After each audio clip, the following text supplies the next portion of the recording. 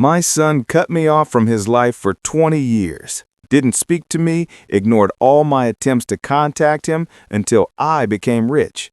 Suddenly, he invited me to Christmas as if nothing had happened, but I had a plan. When I arrived at his house, I smiled and said, "I have a surprise for you." Their faces shone with greed, waiting for my money.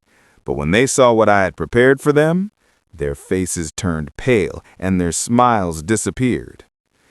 Before we continue, please subscribe to the channel and let us know where you are listening in the comments. The phone rang just as I was settling into my evening routine. The shrill sound cutting through the December silence of my Lincoln home like a blade. I almost didn't answer.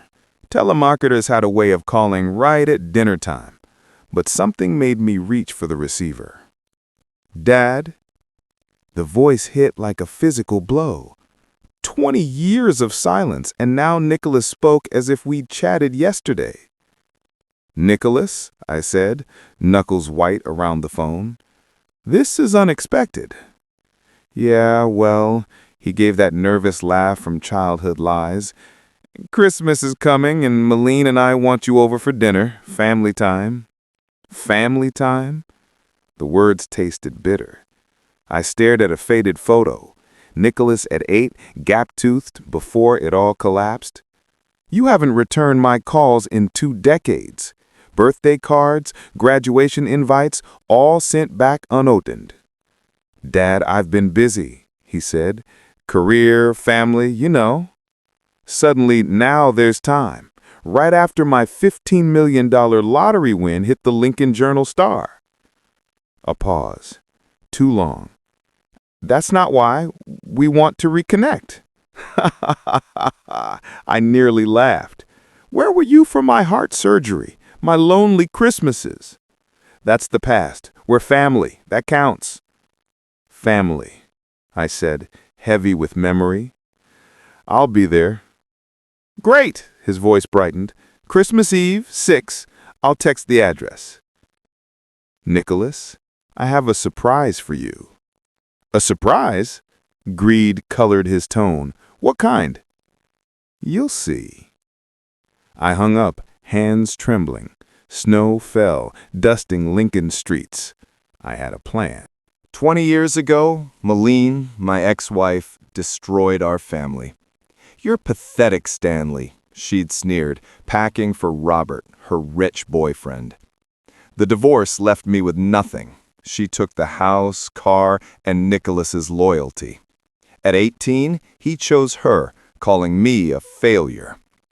I rebuilt in a rental, turning loneliness into strength through real estate.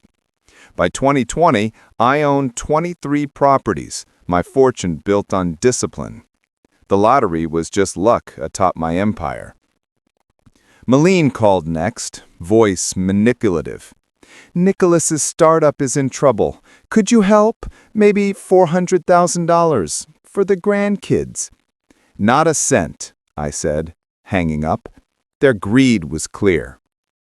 I tested Nicholas, claiming I'd lost the lottery money to crypto trades. He uninvited me from Christmas, saying I should focus on finances. When I recovered the funds, he re-invited me, pitching a shady AI investment. My research uncovered Nicholas's failed startup, owing $2 million to investors, and Malene's fake cancer scam on Facebook, fleecing thousands. Hospital records confirmed no treatments, just lies. I contacted Nicholas's investors, sharing his address and evidence of his lavish lifestyle funded by their money. They formed a lawsuit. I also tipped off the local news about Malene's fraud, providing medical records anonymously. On Christmas Eve, I arrived at their gaudy, fraud-funded house. Dinner was tense, their eyes hungry for my surprise. A knock brought lawsuit papers for Nicholas, $2 million in claims. His face paled. "How did they find me?" Malene checked her phone, finding a news article exposing her cancer scam. It read, "Anonymous source provided medical records. Donors raged, demanding refunds." Stanley, the money, Malene pleaded. I've delivered your surprise, I said, walking out into the Nebraska night. Weeks later, Nicholas lost everything: house, car, accounts. Malene faced fraud charges. I found peace volunteering in Lincoln, living simply in my modest home. Nicholas's desperate voicemail went deleted. I drove toward a Kansas town needing help after a tornado, the past shrinking in my rear view where it belonged.